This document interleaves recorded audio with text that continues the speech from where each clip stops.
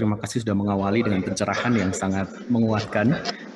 Yang kami hormati Ibu PLT Sesdijen, Prof. Cicik, kemudian Bapak Ibu pimpinan perguruan tinggi atau yang mewakili, Bapak Ibu pimpinan LLDT atau yang mewakili, dan juga Bapak Ibu Dewan Juri dari ADK tahun 2022 dan tim Dikti dan teman-teman panitia, serta Bapak Ibu yang berbahagia, terima kasih banyak atas kesempatannya yang diberikan kepada Tanoto Foundation untuk menjadi bagian dari Dewan Juri di tahun ini dan juga berbagi beberapa insight yang barangkali menambah sedikit perspektif bagaimana kami di lembaga non-pemerintah atau filantropi mengelola dan juga melakukan mengimplementasikan kerjasama.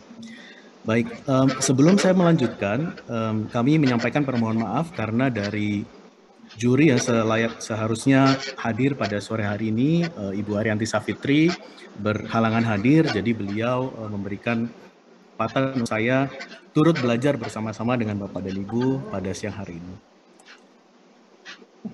Saya ingin memulai dengan sedikit informasi, barangkali Bapak dan Ibu beberapa belum pernah mendengar Tanoto Foundation atau sedikit banyak tahu program-programnya.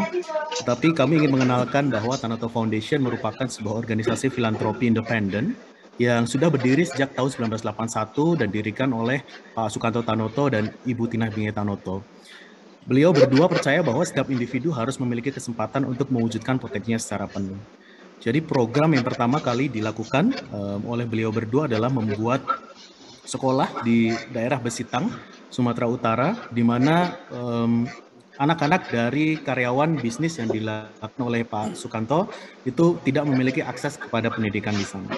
Dan sampai hari ini kita bergerak di 3 negara, di Indonesia, Singapura, dan Tiongkok dengan program-program yang kami sebut sebagai life cycle education.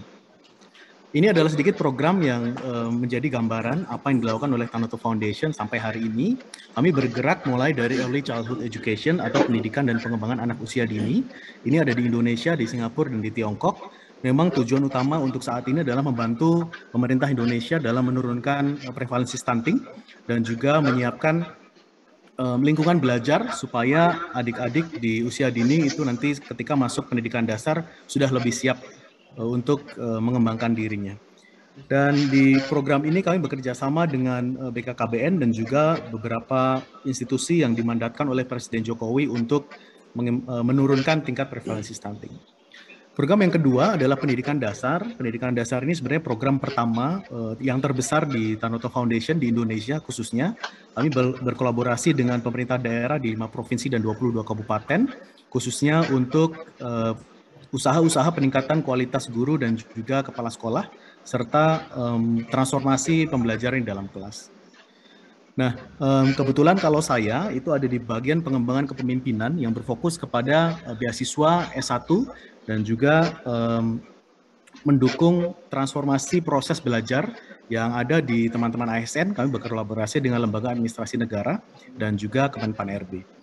Nah, segala kegiatan yang kami lakukan dalam konteks pendidikan ini tidak bisa kami lakukan sendiri. Tentu satu karena Tanoto Foundation bukan organisasi yang besar, maksudnya dalam konteks ini adalah kami memiliki sumber daya, tetapi sumber daya yang kami miliki tidak akan bisa serta-merta menyelesaikan segala tantangan-tantangan yang kita hadapi bersama, tetapi kami memposisikan diri sebagai organisasi katalitik.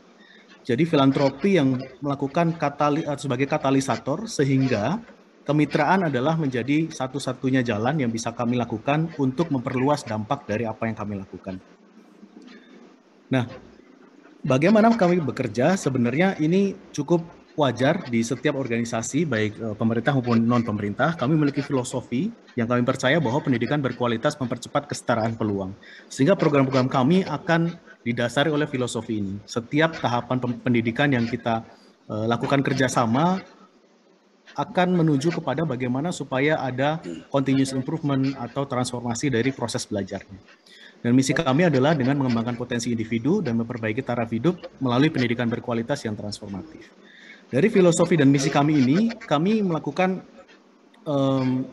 refleksi pada organisasi kami dan kami menyetujui secara organisasi untuk cara kami bekerja adalah satu, berfokus pada dampak atau hasil, kemudian yang kedua berdasarkan bukti ilmiah, sehingga kami selalu senang berkolaborasi untuk melakukan riset-riset dan juga assessment yang memang membantu bagaimana kita melakukan transformasi pendidikan. Dan yang ketiga, yang paling penting bagi kita semua sebenarnya adalah kemitraan. Karena yang tadi kami sebutkan, sumber daya kami terbatas dan juga jangkauan yang mungkin kalau dilakukan kita sendiri itu akan sangat kecil, sehingga kita perlu memperluas dampak melalui kemitraan. Dan satu hal yang barangkali menjadi pola pikir kami sejak tahun 2017 ketika kami melakukan strategi ulang adalah bagaimana kemitraan-kemitraan kami ini sejalan dengan tujuan pembangunan berkelanjutan atau Sustainable Development Goals. Menggunakan framework atau kerangka pikir tujuan pembangunan berkelanjutan ini mempermudah kami dalam mengatur atau membuat strategi kemitraan. Karena kami jadi tahu kemitraan seperti apa, mendukung tujuan pembangunan berkelanjutan yang mana, dan bagaimana implementasinya. Sehingga kami memetakan setiap program-program yang ada dengan core SDG atau SDG utama dan juga SDG yang bersifat katalis. Dengan inilah kami mulai berkomunikasi dengan calon-calon mitra untuk memastikan bahwa kita memiliki bahasa yang sama atau tujuan dan visi yang sama.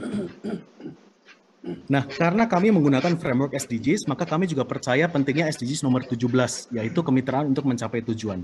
Dan kami biasanya melakukan ini berdasarkan tema-tema atau kegiatan-kegiatan program yang kami lakukan. Jadi barangkali ada program-program yang kami lakukan, kami menggunakan pendekatan triple helix, atau quadruple helix, atau pentahelix.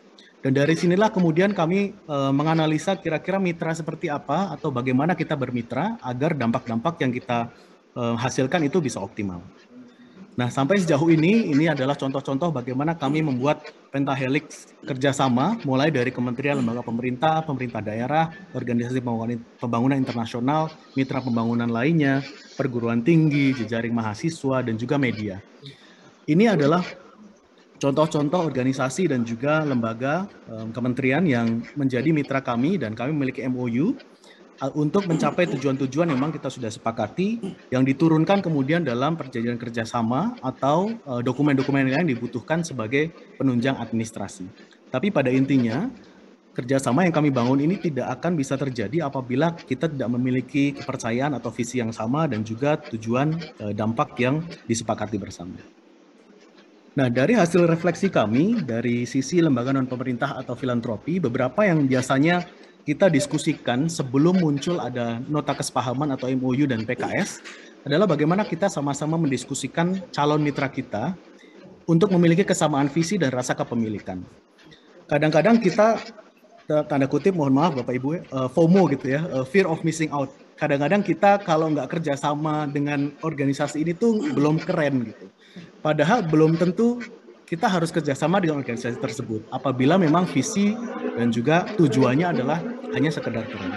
Tapi apabila kita memiliki rasa kepemilikan tentang isu yang sama, barangkali misalnya tentang stunting, kita akan lebih mudah menyeleksi atau memilih atau mengarahkan kerjasama kita dan sumber dayanya untuk kerjasama dengan mitra tersebut. Yang kedua adalah tentu kapasitas dan kepakaran calon mitra. Kadang-kadang tujuan kita adalah menambah jumlah mitra kita berapa. Padahal kadang-kadang kualitas barangkali lebih dibutuhkan dalam konteks tertentu daripada kuantitas. Jadi kalau misalnya mitra kita banyak tetapi kepakarannya tidak optimal atau tidak komprehensif, barangkali kita lebih memilih untuk bermitra dengan organisasi-organisasi yang memang kapasitas dan kepakarannya sesuai dengan apa yang ingin kita capai bersama. Kemudian yang ketiga, tentu akan ada banyak gesekan dan juga dinamika apabila model pengelolaan organisasi dan sumber dayanya sangat berbeda. Sebagai contoh, misalnya ada organisasi di private sector atau di lembaga filantropi yang membutuhkan dokumen-dokumen tertentu yang tidak bisa dipenuhi oleh perguruan tinggi, atau sebaliknya. Jadi kita juga perlu mendiskusikan dari awal, kira-kira bagaimana kita nanti melakukan kemitraan ini secara model governance-nya atau resource utilization.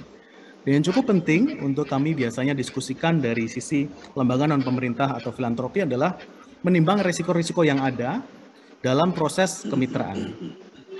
Memang tujuan dari kemitraan tentu adalah kebaikan bersama dan juga manfaat besar seluas-luasnya untuk mencapai tujuan bersama.